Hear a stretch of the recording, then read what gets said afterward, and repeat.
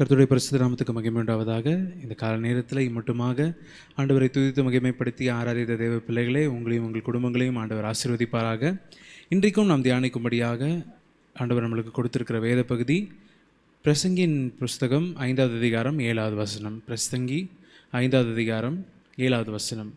அநேக சொப்பனங்கள் மாயா இருக்கிறது போல அநேக வார்த்தைகளும் வியர்த்தமாக இருக்கும், ஆகையால் நீ தேவனுக்கு பயந்திரு.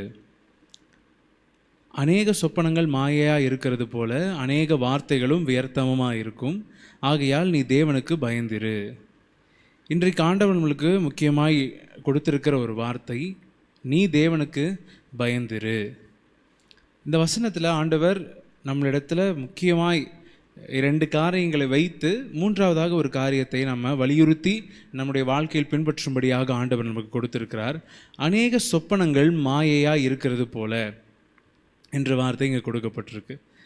அப்போது நம்ம அநேக நேரத்தில் நம்ம தூங்கும்போது நம்மளுக்கு கனவுகள் வரும். நம்மளுக்கு சில நேரத்தில் நம்ம சில காரியங்களை பார்ப்போம்.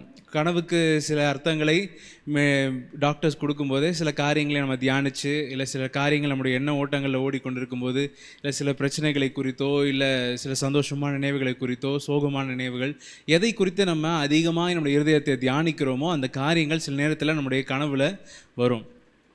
ஆனால் அதே இன்னொரு பக்கத்தில் பார்க்கும்போது சில நேரத்தில் நமக்கு என்ன கனவு காண்றோன்றது நமக்கே புரியாது. இல்லை சில நேரத்தில் நமக்கு வருகிற கனவுகளுக்கு ஒரு அர்த்தமே இல்லாத ஒரு நிலைமையில் இருக்கும். நம்ம என்னமோ ஒன்று செஞ்சுக்கிட்டு இருக்கிறது போல் அந்த கனவு இருக்கும்.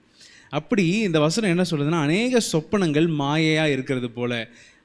நம்ம அநேக சொப்பனங்களை காண்றோம். நம்ம சிலருக்கு தினமும் வரும். அப்படி இருக்கும்போது சில சொப்பனங்களுக்கு நம்ம அங்கே என்ன அர்த்தம், அதுக்கான என்ன ஒரு நோக்கம் இருக்குது, இது எதுக்கு எனக்கு வந்துச்சு, என்ன நான் இந்த கனவுல பார்க்குறேன், இல்லை இந்த கனவுனால எனக்கு என்ன பிரயோஜனம் அப்படின்னு நம்ம முடிவில் பார்த்தோம் அப்படின்னு சொன்னால் ஒன்றுமே கிடையாது. சில நேரத்தில் சில கனவுகள் மூலமாய், சில தரிசனங்கள் மூலமாய் ஆண்டவர் நம்மோடு பேசுவார். அது ரொம்ப ரொம்ப ஒரு சொற்பமான ஒரு எண்ணிக்கையில் இருக்கும். ஆனால் மாயையாக இருக்கிறது அல்லது நம்மளுக்கு ஏதோ ஒரு போகிற போக்கில் நம்மளுக்கு வர்றது அப்படின்ற மாதிரி பார்த்தோன்னா அநேக சொப்பனங்கள் இருக்கும். அப்படி தான் இந்த வசனம் சொல்லுது, அநேக சொப்பனங்கள் மாயையாக இருக்கிறது போல அநேக வார்த்தைகளும் வியர்த்தமாக இருக்கும். எப்படி இந்த சொப்பனங்கள் நம்ம இப்போ இருக்கிற நம்ம இன்றைய நாளில் நம்முடைய வயது என்னவோ, இது நம்ம சின்ன வயசுலேருந்து நம்ம பார்த்தோன்னு சொன்னால் எத்தனையோ கனவுகளை நம்ம கண்டிருப்போம். எத்தனையோ சம்பவங்கள் நம்முடைய கனவில் நம்மளுக்கு வந்துட்டு போயிருக்கும். அது எல்லாமே நம்முடைய வாழ்க்கையில் ஒருவேளை நிறைவேறிருக்குதா, இல்லை அது எல்லாமே நம்முடைய எதிர்காலத்தை குறித்ததா, இல்லை நம்முடைய கடந்த காலத்தில், இல்லை நம்ம நிகழ்காலத்தில் நம்ம நடத்துகிற ஒரு காரியமாக இருக்கும்னு சொல்லி பார்த்தா ஒன்றுமே கிடையாது. அதே தான் சொல்லுது, அநேக சொப்பனங்கள் மாயாக இருக்கிறது போல் அநேக வார்த்தைகளும் வியர்த்தமாக இருக்கும். எப்படி இத்தனை வருஷங்கள் நம்ம பார்த்த கனவுகள் முடிவில் அதுக்கான எந்த ஒரு பர்பஸும் கிடையாது, எந்த ஒரு நோக்கமும் கிடையாது. அது ஏதோ ஒரு மாயையான ஒரு காரியத்தை போல், ஒரு கடந்து போகிற ஒரு காரியம். அதுக்கு இதனால தான் இது வந்துச்சு அப்படின்னு எதையுமே நம்ம டெஃபினட்டாக சொல்ல முடியாது. அப்படி இருக்கும்போது எப்படி இந்த கனவுகள் எல்லாமே நம்மளுக்கு ஒரு மாயையாக இருக்கிறதோ, அதே போல் நாம் பேசுகிற அநேக வார்த்தைகள் வியர்த்தமாக இருக்கும். இந்த ஆங்கிலத்தில் சொல்லும் போதுமே many words there is also vanity. அங்கே ஒன்றுமே கிடையாது. அது வெறுமையான வார்த்தைகள். அல்லது எப்படி இந்த கனவுகள் ஒன்றுமில்லாததாக இருக்கிறதோ அதே போல் நம்முடைய வார்த்தைகளும் அநேக நேரத்தில் ஒன்றுமே இல்லை. வேதத்தில் தெளிவான வசனம் சொல்லுது, சொற்களின் மிகுதியில் பாவம் இல்லாமல் இராது. அதே போல் நிறைய வார்த்தைகளை நம்ம பேசுகிறது மூலமாக, இல்லை நம்ம அநேக மனிதர்கள்கிட்ட நம்ம போகிறோம், அநேக மனிதர்கள்கிட்ட நம்ம உரையாடுறோம், எல்லா காரியங்களுமே இருந்தாலுமே அந்த வார்த்தைகளுடைய முடிவு என்ன அப்படின்றத பார்க்கும்போது சில நேரத்தில் ஒரு நேரத்தை ஓட்டுறதுக்காக இருக்கலாம். இல்லை சில நேரத்தில் ஏதோ ஒருத்தரை பார்த்துட்டோம், அவங்ககிட்ட ஏதோ ஒரு வார்த்தையை பேசணுமே, பேசாமல் போனால் எதை நினச்சிப்பாங்களே அப்படின்னு சொல்லி பேசுகிற காரியங்களாக இருக்கலாம். இப்படி நம்ம பேசுகிற வார்த்தைகளை குறித்து நம்ம ரொம்ப கவனமாக நம்ம யோசித்து பார்த்தோம் அப்படின்னு சொன்னால் அதில் அநேக வார்த்தைகள் வியர்த்தமாக இருக்குது. அதுக்கான எந்த ஒரு பர்பஸும் கிடையாது, அதுக்கு எந்த ஒரு கோலுமே கிடையாது. சும்மா ஏதோ எனக்கு தோணுது நான் பேசுகிறேன் அப்படின்றது போல் நம்முடைய வாழ்க்கையில் அநேக வார்த்தைகளை நம்ம பேசுகிறோம். இது ரெண்டுமே இருந்துமே, ஆகையால் நீ தேவனுக்கு பயந்திரு அப்படின்னு சொல்லி இந்த வசனம் முடியுது. அநேக சொப்பனங்கள் மாயாக இருக்கிறது போல் அநேக வார்த்தைகளும் வியர்த்தமாக இருக்கும், ஆகையால் நீ கர்த்தருக்கு பயந்திரு. இந்த எல்லா காரியங்களும், நீ பார்க்கிற காரியங்கள் அதுவும் மாயையாக இருக்கிறது, நீ பேசுகிற வார்த்தையும் வியர்த்தமாக இருக்குது, அதனால் நீ கர்த்தருக்கு பயந்திரு. நம்ம என்னென்ன வார்த்தைகளை குறித்து நம்ம பேசுகிறோம், இல்லை நம்ம இருதயத்தில் என்ன ஓட்டங்கள் ஓடுது, இது எல்லாவற்றையும் நம்ம எதன் மூலமாக நம்ம பயந்து இருக்கணும் அப்படின்னு சொன்னால், நம்ம தேவனுக்கு பயந்து இருக்க வேண்டியது மிக முக்கியமான ஒரு காரியமாக இருக்குது. ஆகையால் நீ தேவனுக்கு பயந்துரு. அதாவது மாயாக இருக்கிறது போல, இது வியர்த்தமாக இருக்கிறது போலவும் வியர்த்தமாக இருக்கும். அதனால நீ தேவனுக்கு பயந்துரு என்று சொல்லி இந்த வசனம் நம்ம இடத்துல பேசுது. நம்ம ஆண்டவருக்கு பயந்து இருக்கும்போது நம்ம பேசுகிற வார்த்தையை குறித்து, நாம் செய்கிற செய்கைகளை குறித்து, நாம் தியானிக்கிற நம்முடைய இருதயத்தின் தியானத்தை குறித்து, இந்த 3 காரியங்களை குறித்தும் நம்மளுக்கு ஒரு பயம் இருக்கும், நம்மளுக்கு ஒரு எச்சரிக்கை உணர்வு நம்ம இருதயத்தில் இருக்கும். ஏன் அப்படின்னு சொன்னால், நான் ஆண்டவருக்கு பயந்து இருக்கும்போது நான் என்ன காரியத்தை பார்க்குறேனோ அந்த காரியத்தில் ஆண்டவருக்கு பிரியமில்லாத காரியங்கள் இருக்கும் என்று சொன்னால், அது என்னுடைய இருதயத்தில் எனக்கு ஒரு பயத்தை, ஒரு உணர்வை கொண்டு வரும். இல்லை, நான் அநேக வார்த்தைகளை நான் பேசுகிறேன், என்னுடைய வார்த்தைக்கு அளவே இல்லாமல் போய்கிட்டு இருக்கு அப்படின்னு சொன்னால், நான் ஆண்டவருக்கு பயந்து இருக்கிறேன் அப்படின்னு சொன்னால் அந்த வார்த்தைகளை குறித்து நான் ரொம்ப கவனமாக இருப்பேன்.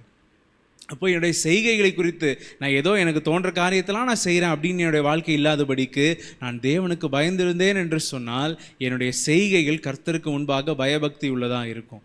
அதனால் நம்முடைய வாழ்க்கையில் நம்ம எந்த காரியத்தை செய்தாலும், ஆகையால் நீ தேவனுக்கு பயந்திரு. நாம் ஆண்டவருக்கு பயந்திருக்கிறவர்களாய், ஆண்டவருடைய அதாவது ஆண்டவர் என்னை பார்க்கிறார், என்னோடு இருக்கிறார், இந்த இடத்துல என் கூட இருக்கிறார், என்னை பார்த்து கொண்டே இருக்கிறார், அவருடைய கண்ணை, அதாவது உங்களது கண்ணை என் மேல் வைத்து எனக்கு ஆலோசனை சொல்லும் அப்படின்னு அநேக இடத்துல நம்ம ஒரு ஜெபத்தில் சொல்கிறதோ இல்லை ஒரு பாடலை பாடும்போது நம்ம சொல்லிடலாம். ஆனால் அது உண்மையிலே நம்முடைய வாழ்க்கையில் இருக்குது அப்படின்ற உணர்வு நம்மளுக்கு இருக்கணும். நம்ம எல்லா இடத்துலையுமே ஆண்டவரே என்னை எப்பொழுதுமே நீங்கள் பார்த்துக்கிட்டு இருக்கிறீங்க அப்படின்னு நம்ம ஒரு ஜெபத்தில் சொல்கிறது கிடையாது. அது நம்முடைய வாழ்க்கையில் இருக்கணும். அந்த ஒரு பயபக்தி நமக்கு இருக்கும்போது, ஆண்டவர் மேலே அந்த பயமும் அந்த பக்தியும், அந்த ஒரு காரியம் நம்முடைய வாழ்க்கையில் இருக்கும்போது தான் நம்ம எப்பொழுதுமே ஜாக்கிரதை உள்ளவர்களாய் நம்ம இருக்க முடியும். ஆகையால் நீ தேவனுக்கு பயந்திரு. அந்த வார்த்தை தான் ஆண்டவர் ரொம்ப ஸ்ட்ரெஸ் பண்ணி கொடுத்த ஒரு வார்த்தை. ஆகையால் நீ தேவனுக்கு பயந்திரு. இந்த 2 காரியங்களை குறித்தும் நீ தேவனுக்கு பயந்திருக்க வேண்டியது மிக முக்கியமான ஒரு காரியமாக இருக்கு என்று சொல்லி இந்த காலை நேரத்தில் ஆண்டவர் நம்மோடு பேசுகிறார். நம்ம வேதத்திலிருந்தே நம்ம ஆதாரமாய் நம்ம ஒருவரை பார்க்கும்போது ஏனோக்குடைய வாழ்க்கையை நம்ம பார்க்கலாம். ஏனோக்கு தேவனோடு சஞ்சரிக்கிற ஒரு வாழ்க்கையை வாழ்ந்து கொண்டிருந்தார் என்றதை நம்ம பார்க்குறோம். அவரை குறித்து பைபிளில் ஒரு பெரிய அக்கௌண்ட் இல்லை, அவரை குறித்து ஒரு அநேக வார்த்தைகள் இல்லை, அநேக வசனங்களோ அதிகாரங்களோ கிடையாது தான். ஆனால் அந்த சொற்ப வசனங்களே நம்ம பார்க்கும்போது அவருடைய சொப்பனங்கள் மாயா இருக்கல, அவருடைய வார்த்தைகள் வியர்த்தமாக இல்லை. ஏன் அப்படின்னு சொன்னால், அவர் தேவனோடு சஞ்சரிக்கிறவராக இருந்தார், அவர் தேவனை தரிசிக்கிறவராக இருந்தார், அவர் தேவனோடு உறவாடி தேவனோடு பேசுகிற ஒருவராக இருந்தபடினால் அவருடைய வாழ்க்கை எப்படி இருந்துச்சுன்றதை நம்ம பார்க்கும்போது அவர் காணப்படாமல் போனார் என்று சொல்லி அவருடைய வாழ்க்கை அந்த இடத்துல வேதத்தில் முடிக்கப்படுது. அப்போ பாருங்க, ஆண்டவருக்கு பயந்து இருக்கிற ஒருவர் அவருடைய வார்த்தையிலும் அவருடைய செய்கையிலும் அவர் காண்கிற அந்த சொப்பனங்களில் உண்மையாய் அவர் பயபக்தியாக இருக்கும்போது அவருடைய வாழ்க்கை எப்படி ஒரு பரிசுத்தமாய், வேதத்தில் ரொம்ப ஒரு கனமுள்ள ஒரு முடிவு யாருக்கு கொடுக்கப்பட்டிருக்கு அப்படின்னா அது ஏனோக்குக்கு தான். ஏன்னா அவர் தேவனோடு சஞ்சரித்து கொண்டிருந்தார், அவர் அப்படியே காணப்படாமல் போனார் என்று சொல்லி அந்த இடத்துல வசனம் முடியுது. இப்போ பாருங்க, அவருடைய வார்த்தைகள் வேதத்தையும் அவரை குறித்து குறைவாக தான் இருக்குது.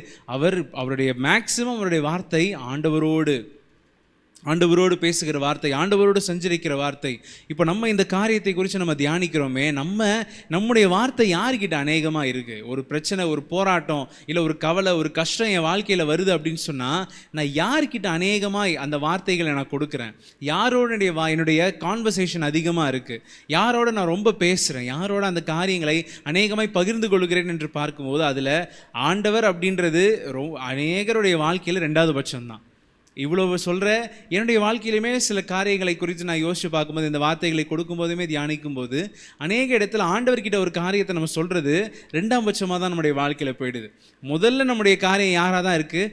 அநேக வார்த்தைகளை நம்ம சொல்லணும், அநேக வார்த்தைகள் நம்ம கொட்டி தீர்த்தரணும் அப்படின்றது தான் நம்முடைய எண்ணமாகவே இருக்குமே தவிர, ஆண்டவருடைய சமூகத்தில் அந்த வார்த்தைகளை சொல்கிறோமா? ஆண்டவருடைய சமூகத்தில் சொல்லி அந்த காரியங்களை நம்ம ஜெபிக்கிறோமா? நம்ம அநேக நேரத்தில் நம்முடைய வாழ்க்கையில் நம்ம செய்கிற காரியமே என்ன அப்படின்னு சொன்னால், மனுஷங்க கிட்ட ஒரு பிரச்சனையை கொண்டு போகிறோம், மனுஷங்க கிட்ட ஒரு பிரச்சனையை சொல்லி அவங்களுடைய அனுதாபத்தை நம்ம சம்பாதிக்கணும்னு நினைக்கிறோமே தவிர, அந்த வார்த்தைகளை ஒருவேளை நம்ம ஆண்டவருடைய சமூகத்தில் கொண்டு வந்து ஆண்டவருடைய சமூகத்தில் அதற்காக ஜெபித்து நம்ம வேண்டுதல்களை செய்து நம்ம விண்ணப்பங்களை ஏறெடுத்திருந்தோம் அப்படின்னு சொன்னால், எப்பயோ நம்மளுக்கு ஆண்டவர் அந்த ஜெபங்களுக்கு பதிலை கொடுத்திருப்பார். ஆனால் நம்ம அப்படி செய்யாதபடிக்கு நம்ம மனுஷங்க கிட்ட தான் நம்முடைய வார்த்தையை கொட்டுறோம், மனுஷங்களை நோக்கி தான் போகிறோம். மனுஷங்க கிட்ட சொன்னதில் பாதியை, அந்த பாதியிலையும் பாதியை தான் சில நேரத்தில் ஆண்டவர்கிட்ட வந்து கடைசி ஆப்ஷனாக வந்து, ஆண்டவரே இப்படி இருக்குது, உங்களுக்கு கண் இல்லையா, காது இல்லையா, ஏன் இப்படிலாம் பண்ணுறீங்க அப்படின்னு சொல்லி ஒரு புலம்பலாக தான் கடைசியில் கொண்டு வரோமே தவிர, அந்த பிரச்சனைகள் வரும்போதே நம்ம ஆண்டவருடைய சமூகத்துக்கு வரோமா? இல்லை பிரச்சனைகள் இல்லாத சூழ்நிலையே நம்ம எடுத்துப்போமே. ஒருவேளை இந்த அநேக சொப்பனங்கள் மாயா இருக்கிறது போல், ஒருவேளை உங்கள் வாழ்க்கையே வந்து ரொம்ப சுமூகமான ஒரு நிலைமையில் போயிட்டு இருக்கும்போது கூட நீங்கள் யாரோட அநேகமாக சஞ்சரிக்கிறீங்க? நீங்கள் அநேகமாய் மனிதர்களோட தான். ஏன்னா வேலை ஸ்தலங்கள், நம்ம படிக்கிற இடங்கள், எல்லாத்துலேயுமே பார்க்கும்போது மனிதர்கள் சூழ நம்ம இருக்கிறோம். அந்த எல்லா இடத்துலையும் நம்ம சந்தோஷமாக இருக்கும்போதும் மனுஷங்களை தேடி தான் போகிறோம், நம்ம துக்கமாக இருக்கும்போதும் மனுஷர்களை தேடி தான் போகிறோம். இதில் நம்ம எப்போ ஆண்டவரை நம்ம தேடி வரோம்? ஆகையால் நீ தேவனுக்கு பயந்திரு. நம்ம ஆண்டவரை தேடி வரணும். ஆண்டவருடைய கரத்தில் தான் என்னுடைய இந்த எல்லா காரியங்களையும் நான் ஒப்பு கொடுக்கணும். ஆண்டவர் முன்பாக தான் என்னுடைய வார்த்தைகள், இந்த வியர்த்தமான வார்த்தைகள் மனுஷர்களுக்கு முன்பாக போகிற வார்த்தைகளாக இருக்கும். ஆனால் ஆண்டவருடைய சமூகத்தில் நம்ம சொல்கிற எல்லா வார்த்தைகள், நம்ம வடிக்கிற ஒவ்வொரு கண்ணீர், அவைகள் எல்லாவற்றிற்கும் பதில் உண்டு அப்படின்றத நம்ம உணர்ந்திருக்கணும். ஏன்னா ஆண்டவர் நம்முடைய கண்ணீரை துருத்தியில் வைத்திருக்கிற தேவனாக இருக்கிறார். அவருடைய சமூகத்தில் நம்ம ஏறெடுக்கிற வார்த்தைகள், நம்ம சொல்கிற வார்த்தை எதுவுமே வீணாக இருக்காது, வியர்த்தமாக இருக்காது. அது ஆண்டவருடைய சமூகத்தில் கொண்டு போகப்படுகிற ஒரு விண்ணப்ப பலியாக இருக்கும். ஆனால் மனுஷங்க கிட்ட நம்ம சொல்கிற காரியங்கள் அது வியர்த்தமாக இருக்கும். அநேக சொப்பனங்கள் மாயையாக இருக்கிறது போல அநேக வார்த்தைகளும் வியர்த்தமாக இருக்கும். ஆகையால் நீ கர்த்தருக்கு, நீ தேவனுக்கு பயந்திரு. நம்ம தேவனுக்கு நம்ம பயந்து இருக்க வேண்டியது ரொம்ப ரொம்ப ரொம்ப முக்கியமான ஒரு காரியம். தேவ பிள்ளைகளை, இந்த வார்த்தைகளை கேட்டுக்கொண்டிருக்கிற நாம் இந்த காலை நேரத்தில் நம்ம கண்களை மூடி நம்ம ஜெபிக்கலாம். ஆண்டவருடைய சமூகத்தில் நம்ம இந்த பயபக்தியோடு நம்முடைய வாழ்க்கையை நம்ம வாழ்கிறோமா அப்படின்றத நம்ம கொஞ்ச நேரம் நம்முடைய வாழ்க்கையை நம்ம சிந்திச்சு பார்ப்போம். நம்ம உண்மையிலேயே நான் பயபக்தியாக இருக்கிறேன்னா, நான் மற்றவர்களிடத்தில் சொல்லும்போது, மற்றவர்களிடத்தில் அறிக்கை இடும்போது வேணால் சில நேரத்தில் நான் ஆண்டவரை நம்புகிறேன், நான் ஆண்டவர் மேலே பயபக்தியாக இருக்கிறேன், ஆண்டவர் மேலே வைராகியமாக இருக்கேன்னு சொல்லி நான் சொல்லிடலாம். ஆனால் அது உண்மையிலேயே என்னுடைய வாழ்க்கையில் இருக்கா? ஆகையால் நீ தேவனுக்கு பயந்திரு. நம்ம இந்த காரியங்களை குறித்து நம்ம பயபக்தியாய் ஆண்டவருடைய சமூகத்தில் இருக்கிறோமா அப்படின்றத நம்ம தியானிச்சு பார்ப்போம். ஹல்லேலூயா, ஹல்லேலூயா. ஸ்தோத்திரிக்கிறோம் ஆண்டவரை, துதிக்கிறோம் அப்பா. ஆண்டவரை, இந்த காலை நேரத்தில் இந்த வார்த்தைகளை நீர் எங்களுக்கு கொடுத்து நீர் எங்களோடு பேசி கொண்டிருந்தோம். தயவிற்காக நாங்கள் நன்றி செலுத்துகிறோம் அப்பா. அநேக சொப்பனங்கள் மாயா இருக்கிறது போல அநேக வார்த்தைகளும் வியர்த்தமாக இருக்கும். ஆகையால் நீ தேவனுக்கு பயந்திரு என்று சொல்லி இந்த வார்த்தை எங்களுக்கு கொடுத்துருக்கிறீங்க தகப்பனே. நாங்கள் உண்மையில் ஆண்டவரை பயபக்தி உள்ளவர்களாக நாங்கள் இருக்க எங்களுக்கு கிருபை தாங்க ராஜா. ஆண்டவரை, வெறும் வார்த்தைக்காக மற்ற ஜனங்களுக்கு முன்பாக நாங்கள் சொல்கிற ஒரு காரியமாக இருக்கிறதா இல்லை தகப்பனே. உண்மையாய் ஆண்டவரை இருதயத்தின் ஆழத்திலிருந்து உம்முடைய சமூகத்தில் நாங்கள் பயபக்தி உள்ளவர்களாய், உம்முடைய வார்த்தையிலே பயபக்தி உள்ளவர்களாய் நாங்கள் இருக்க எங்களுக்கு கிருபை தரும்படியாக நாங்கள் ஒப்புக் கொடுக்கிறோம் அப்பா. ஆண்டவரை ஸ்தோத்திரம். ஒருபோதும் எங்கள் வார்த்தைகளை ஆண்டவரை வியர்த்தமாய் நாங்கள் செலவழிக்காதபடிக்கு, எங்கள் சொப்பனங்கள் மாயாக இருக்காதபடிக்கு ஆண்டவரே, நல்ல சொப்பனங்களை உம்முடைய பிள்ளைகளுக்கு தாங்க ராஜா. ஆண்டவரே, அர்த்தமுள்ள காரியங்கள் ஆண்டவரே ஸ்தோத்திரம் அப்பா. மூப்பர் வாலிபர்கள் ஆண்டவரை தீர்க்க தரிசனம் சொல்வார்கள் என்று சொன்னீங்களே தகப்பனே, தரிசனங்களை காண்பார்கள் என்று சொன்னீங்களே ராஜா. அதுபோல இந்த கடைசி நாட்களில் ஆண்டவரே, இந்த வார்த்தையை கேட்ட உடைய பிள்ளைகளுக்கு ஆண்டவரை தரிசனங்களை தாங்க தகப்பனே, தீர்க்க தரிசன வரங்களை தந்து ஆண்டவரே உடைய பிள்ளைகளுடைய வாழ்க்கை மூலமாய் நீர் மகிமைப்படும்படியாக ஒப்புக் கொடுக்கிறோம் அப்பா. ஆண்டவரே ஸ்தோத்திரம். விசுவாசத்தோடும் பயபக்தியோடும் இந்த காலை நேரத்தில் இந்த வார்த்தையை கேட்டு ஒப்புக் கொடுத்து கொண்டிருக்கிற பிள்ளைகளை ஆண்டவரே நீர்தாமே ஒரு நல்ல பயபக்தியின் ஆவியை அவர்களுக்கு கொடுத்து ஆண்டவரே ஸ்தோத்திரம் அப்பா, நல்ல உமக்குள்ளாக ஆண்டவரே ஆவிக்குரிய ஜீவியத்தில் இன்னும் அநேகமாய் கட்டப்பட்டு அநேகருக்கு சாட்சியாக இருக்கிற ஒரு வாழ்க்கையை அவர்களுக்கு தரும்படியாக உம்முடைய கரங்களில் ஒப்பு கொடுத்து ஜெபிக்கிறோம் ஆண்டவரே. நீங்கள் மகிமைப்படுங்க ஆண்டவரே. ஸ்தோத்திரம் ஸ்தோத்திரம் ஸ்தோத்திரம் அப்பா. வீணான வார்த்தைகளை பேசி ஆண்டவரே ஸ்தோத்திரம் மாயான காரியங்களை சிந்தித்து கொண்டிருக்காதபடிக்கு நல்ல சிந்தனைகளால் ஆண்டவரே ஸ்தோத்திரம் ஆவிக்குரிய சிந்தனைகளால் நிரப்பப்பட்டு ஆண்டவருடைய வார்த்தையை, ஜீவனுள்ள இந்த வார்த்தையை அநேகருக்கு பிரசங்கிக்கிற பிள்ளைகளாய் நம்முடைய பிள்ளைகளுடைய வாழ்க்கையை மாற்றுங்க ராஜா. ஹல்லேலூயா. ஸ்தோத்திரம் ஸ்தோத்திரம் ஸ்தோத்திரம் ஸ்தோத்திரம் ஆண்டவரே அப்பா. ஸ்தோத்திரம். இந்த நாளில் கூட இந்த ஜெபத்தில் வந்து கலந்து கொண்ட எல்லா பிள்ளைகளையும் நீங்கள் ஆசீர்வதிங்க தகப்பனே. பேர் பேராய் உம்முடைய சமூகத்தில் ஒப்பு கொடுக்கிறோம் ஆண்டவரே. நீங்கள் அவர்கள் நீங்கள் ஆசீர்வதிங்க. அவர்களோடு இருந்து நீர் அவர்களை நடத்தும்படியாக உம்முடைய கரங்களை நாங்கள் ஒப்பு கொடுத்து ஜெபிக்கிறோம் ஆண்டவரே. ஹல்லேலூயா, ஸ்தோத்திரம். நாளைக்கு தேவையான கிருபைகளை உடைய பிள்ளைகளுக்கு தாங்க ராஜா. நல்ல பாதுகாப்பை தாங்க. போக்கிலும் வரவிலும் நம்முடைய கிருபையின் கரம் பிள்ளைகளோடு இருக்கட்டும் அப்பா. அவர்களுடைய போகையிலும் வருகையிலும் ஆண்டவர் நீர்தாமே அவர்களோடு இருந்து அவர்களை பாதுகாத்து அவர்கள் கையிட்டு செய்கிற எல்லா காரியத்தையும் அவர்களுக்கு ஜெயமாய் மாற்றி தரும்படியாக ஒப்பு கொடுத்து ஜெபிக்கிறோம் தகப்பனே. எங்களுக்கு அல்ல கர்த்தாவே, எங்களுக்கு அல்ல, நம்முடைய நாமத்திற்கே நீங்க மகிமை வர பண்ணுங்கப்பா. உடைய பிள்ளைகளுடைய வாழ்க்கை மூலமாய் நீர் மகிமைப்படும்படியாக ஒப்பு கொடுக்கிறோம் ஆண்டவரே. துதிக்கான மகிமை எல்லாம் ஒருவருக்கே எடுக்கிறோம். இயேசு கிறிஸ்து மூலமாய் ஜெபிக்கிறோம் எங்கள் ஜீவனுள்ள எங்கள் நல்ல பிதாவே. ஆமேன், ஆமேன். எல்லாம் சொல்ல, என் ஆத்துமாவே கர்த்தரை ஸ்தோத்திரி, என் முழு உலகமே பரிசுத்த நாமத்தை ஸ்தோத்திரி. என் ஆத்துமாவே கர்த்தரை ஸ்தோத்திரி, கர்த்தர் செய்த சகல உபகாரங்களையும் மறவாதே.